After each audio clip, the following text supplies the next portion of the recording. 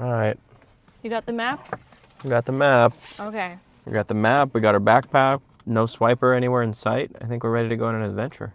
Yay, adventure time! Welcome to another adventure from Entrepreneur Expat. I'm Justin. I'm Amanda. And today we are going to Santa Tere, which is a nice little neighborhood in Guadalajara known for amazing street food, lots of shopping, and a very authentic cultural Mexican experience. If you guys like this kind of content, make sure to subscribe and hit the notification bell so you don't miss a single video. We are trying our best to answer all the questions that we are getting, everything from Mexican residency to how do you have a location-independent livelihood. All those things are coming, so make sure to subscribe. And if you are interested in moving to Mexico, make sure to download our free Moving to Mexico guide, which you will find below. So we have about a 17-minute drive to Santa Tere, so we figured it was a good time to have a little chat about a little news story that's been circulating on Facebook that I saw recently, and I showed it to you, and I posted about it on our community on YouTube, and it started a little discussion, which is that most Americans, and this is according to Bankrate, are now saying that they need at least $186,000 a year in order to live comfortably in the United States.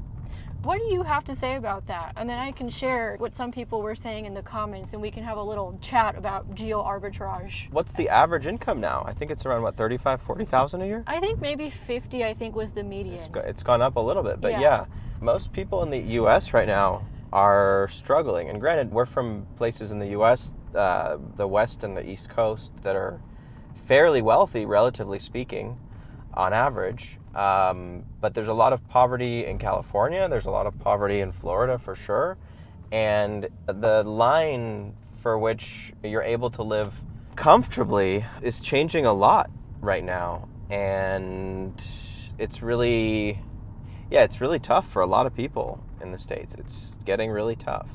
Now, some people in the comments were saying, and this is a valid argument, that a lot of Americans, when they say live comfortably, it is a lot more wealthy than the rest of the world when it comes to living comfortably. This is true.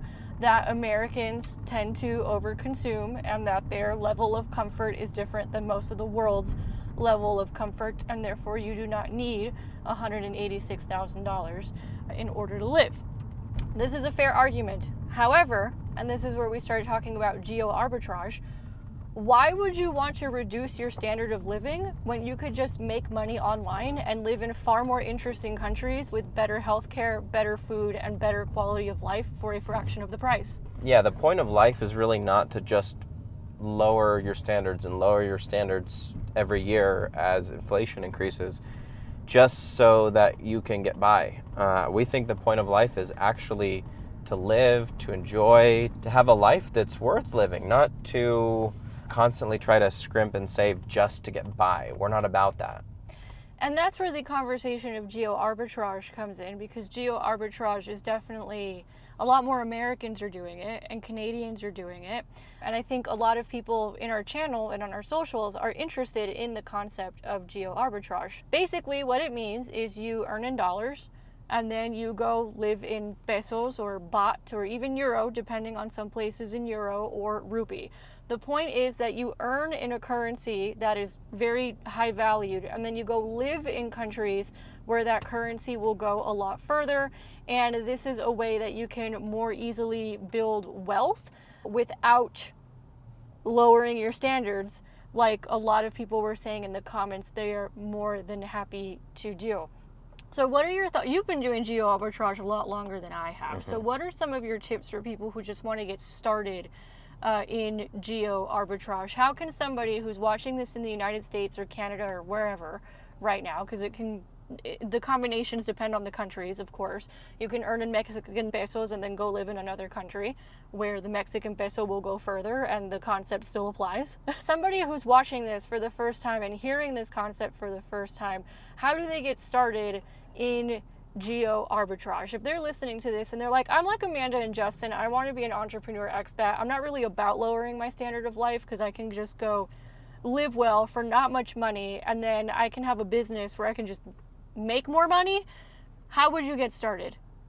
I would say the first thing is really just to get inspired. Take a look and see all the other places out there in the world that you might be interested in living in, whether it's Mexico like us right now, whether it's South America, Southeast Asia, maybe somewhere in Europe. Take a look and see what are the places that you actually want to visit, and then just do a little assessment and take a look. I mean, Nomad List is a great place to start. There's a bunch of other websites as well that provide estimates for the cost of living in different cities around the world. So get inspired and then educate yourself on what that actual cost of living would be in that place. I would say that's definitely the second step. It's something that maybe is very realistic for you to achieve even in the near future.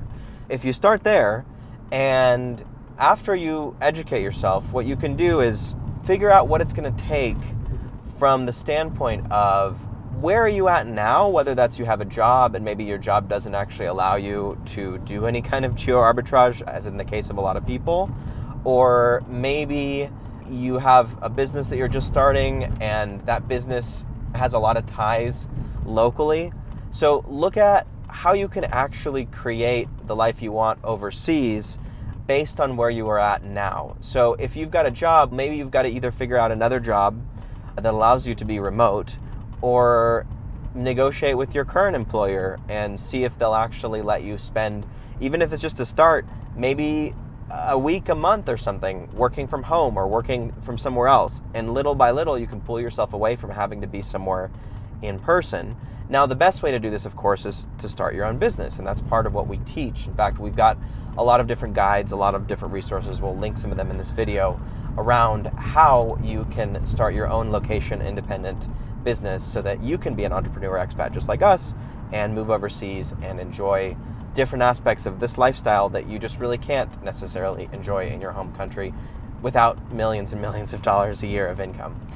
So one of the questions that we get asked the most in the comments is how on earth somebody can make money online. How can they make their livelihood location independent so they can partake in geo arbitrage, so they can travel all over the world, so they can live in other countries like we are. Why don't you share how you got started? Because you and I are both kind of OGs in the online business space. We were both in it before it was a thing. Yeah, so how I got started was originally I had done a lot of work in high tech, web development, computer repair, IT. That's when I was actually a teenager. I started fixing people's computers when I was like 11 years old, and I would build people websites from scratch back before you had a lot of the fancy tools like WordPress that we do today. Like we would be using Microsoft Front Page 97. And that's how I built my first website way back in the day. I actually remember Front Page. Yeah, it was a vibe. Yeah. So yeah, when I was a teenager, throughout high school, even before, I was always entrepreneurial. I always had some kind of side hustle thing going on, particularly with computers. When I was 18, I started my first business, consulting online marketing and building websites for people. And I would work with doctors, lawyers, accountants, a lot of local businesses like that, even restaurants and those sorts of things. And that kind of progressed, and I realized, look, even though right now I'm getting most of my clients through local events and seminars and workshops and networking meetings and things like that, all of it can really be moved to the online space as well. And for me, it was really a matter of realizing, look, I don't actually have to be in town doing these things and marketing myself and everything else.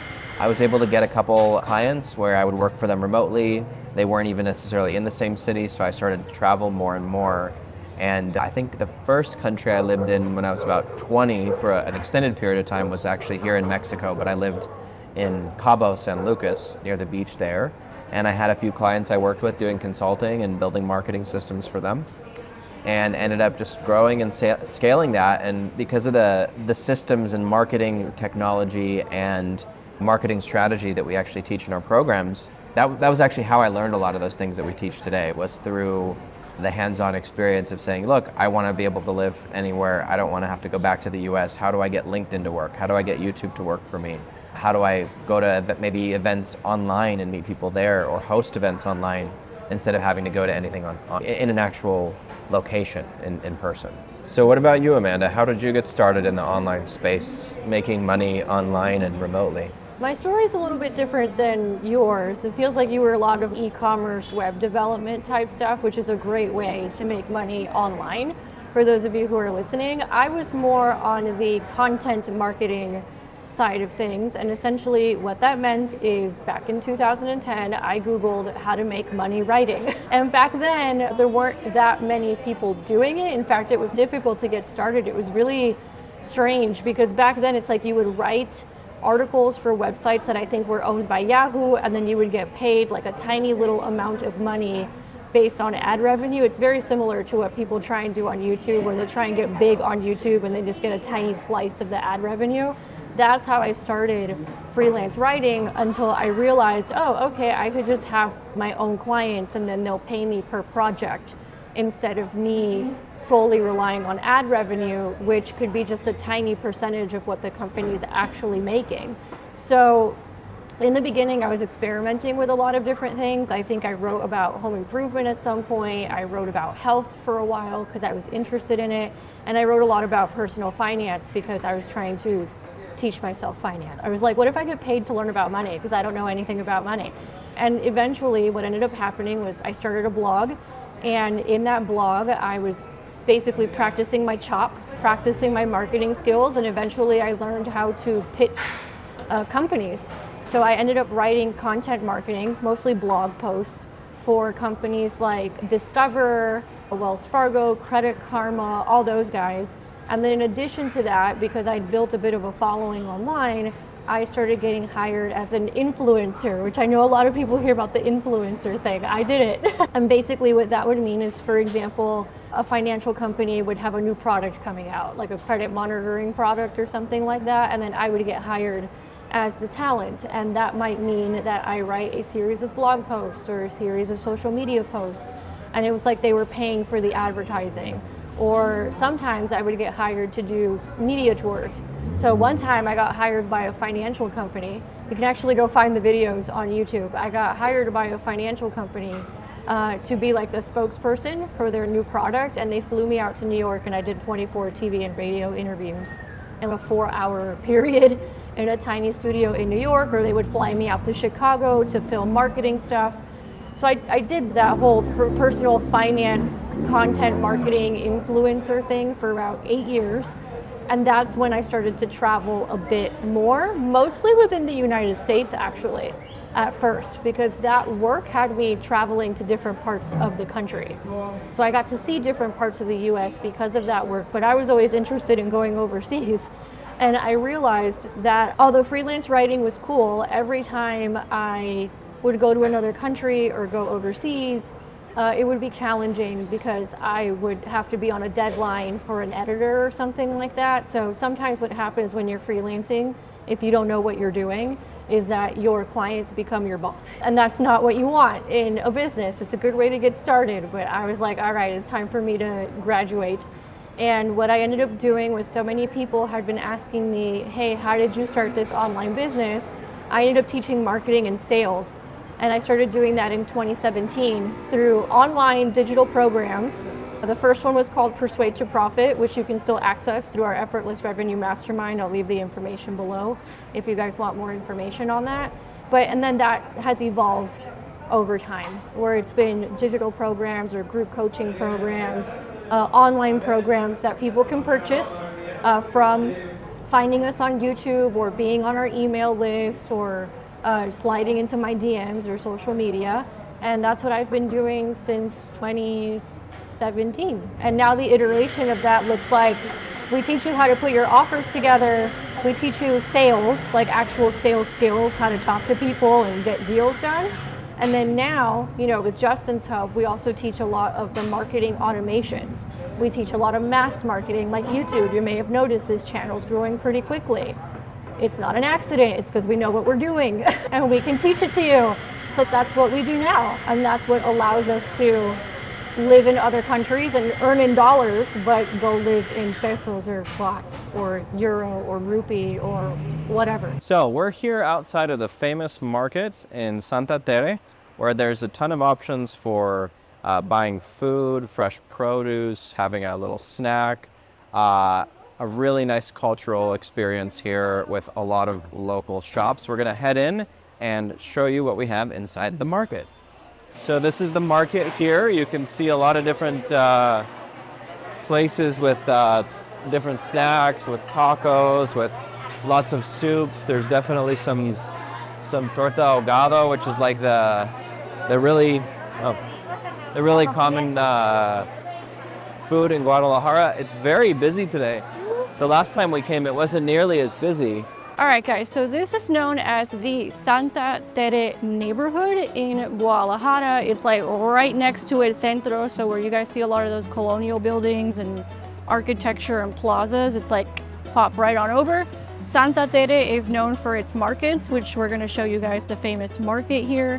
It's known for shopping, it's known for bazaars. On Sundays, they shut it down, and it's a tianguis. Now, the only thing is we are here on a weekend, and it's freaking full of people. Like, we just went into the market, but since it's lunchtime, like, there was barely any room to move around, so we're deciding to walk around the neighborhood and check it out instead. All right, so I just found a place to go get ice cream and paletas. I freaking love paletas. Mexico, I love your paletas. So we're gonna hop on across the street and I'm gonna go get me a paleta. This is a paleta, and it's one of my favorite things about Mexico. This one is mango chamoy, which is mango, and then chamoy is like it's like a pepper. It's like a spicy pepper kind of thing that they put with the mango. You can't tell in this one, it's probably on the inside. And you might think to yourself, who puts spicy stuff with mango? Mexicans do. And let me tell you, it is freaking delicious. All right, so here's that chamoy I was mentioning. In this case, it's like inside. In other paletas, it's more of a mix thing. But we forgot to mention how much it was. This was 22 pesos, which was like $1.20. Not bad for a little snack while you're walking around. So this is just a little bit of behind the scenes here in the neighborhood. As you can see, there's a ton of cars. It's definitely a busy area of Guadalajara, not like where we are in Chapalita. There's always something going on here, which for us, we really love, just to be able to visit and borrow it for a while. If you like quiet like we do, you may not want to be somewhere where you're right in the middle of everything, because there's definitely a lot of noise, definitely a lot of traffic. It's a lot more traditional Mexican kind of downtown of a city. You can see the vibe a little bit here. So I found an artisanal store across the street with clothing and also these little things that I collect.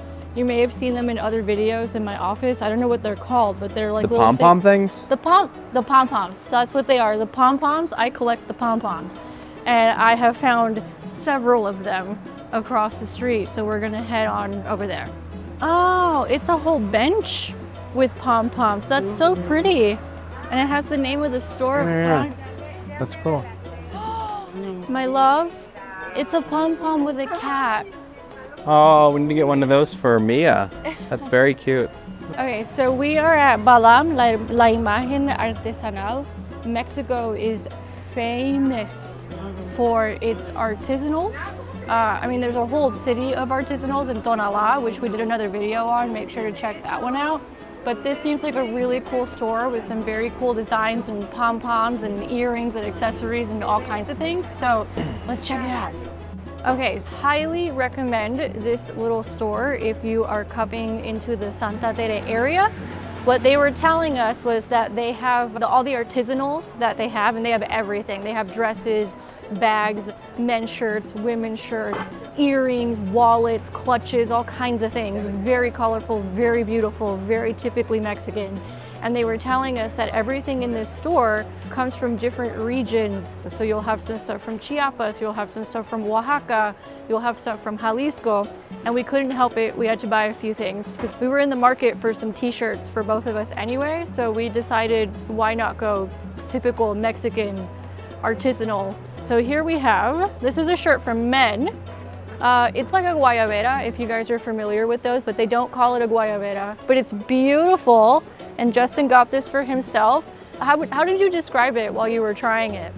It's very comfortable, very natural. And you said that you felt like formal, right? But powerful, but not like a New York suit. Like you could do business in this and not feel like a New York suit. I got myself one of these. Beautiful, gorgeous, stunning. Good color on me. Justin really liked this one on me. And then I also got this one right here. This one really caught my attention for some reason. And I was like, yep, I'm getting that one, which is this one I got for myself as well. So if you guys see us wearing these on videos, now you know where we got them. We are back at the Mercado General in Santa Tere, which is what a lot of people know. In Santa Tere, it was way too crazy here earlier during lunchtime. We decided to come back later, much calmer now, and during the lunchtime. And we are at Los Naranjos. We were here last time. Very good juices here, very good aguas here, and we just ordered a few tacos. We're doing a little bit of a later lunch, and each taco was less than $1. You can eat very cheap in Mexico. We do go into nicer places, like we were in Providencia a few days ago and having a whole charcuterie board and fancy drinks and stuff, but there is something very satisfying about eating tacos in Mexico that costs less than $1. This is one of the mole tacos. Absolutely delicious. It's just so fresh, and I might even get more of these mole tacos to go.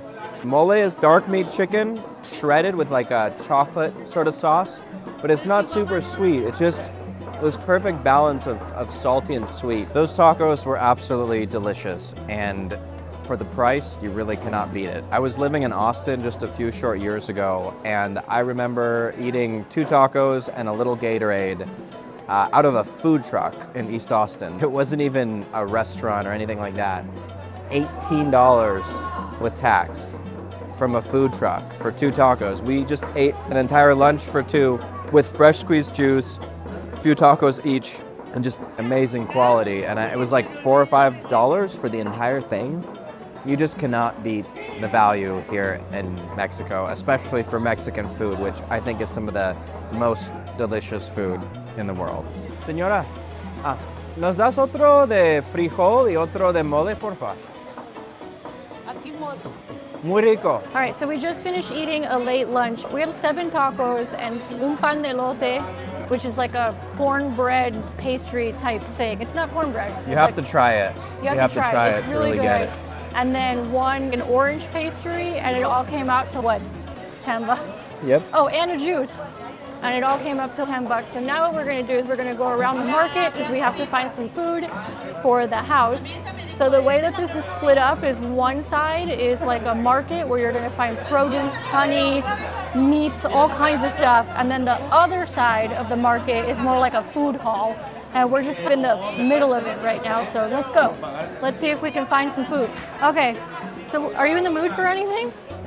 Okay. Muy bien. Vi que hacen servicio al domicilio, ¿es verdad? Okay, so servicio al domicilio. Sí. Okay, so basically what she just said, and this is very common in Mexico, is they do servicio al domicilio, which means that they will take stuff to your house. So if you want to save your trip, if you want to save a trip, you can get their information and they could deliver all this fresh fruit and vegetable to your house. Okay, let's see what else we can get. The nopal? It says a nopal. We found a nopal, which is cactus, and it's freaking delicious. I'd never eaten cactus before, but they eat it in Mexico, and I just asked how you make it. So basically just boil it in some water, she said, and that's it. It's good to go. Muchas gracias. 79. $4. Okay, thank you. Okay, con carne. Bueno. Esto lo coces con chile mirasol. Lo coces, lo mueles y ya se lo echas a los nopales y a la carnita ya. Y la sal, pues. Okay. Now we're getting our meat, freshly cut. This one is from here, from Jalisco. It's a great beef. This one is one of the best for Asado is roasted. All right, entrepreneur expert. So we are ending our day here in Santa Tere. We found this beautiful nursery on the way back to the car that also has a vegan cafe right next door. For those of you who've been asking about whether or not you can eat vegan in Mexico, challenging, but yes, yes you can.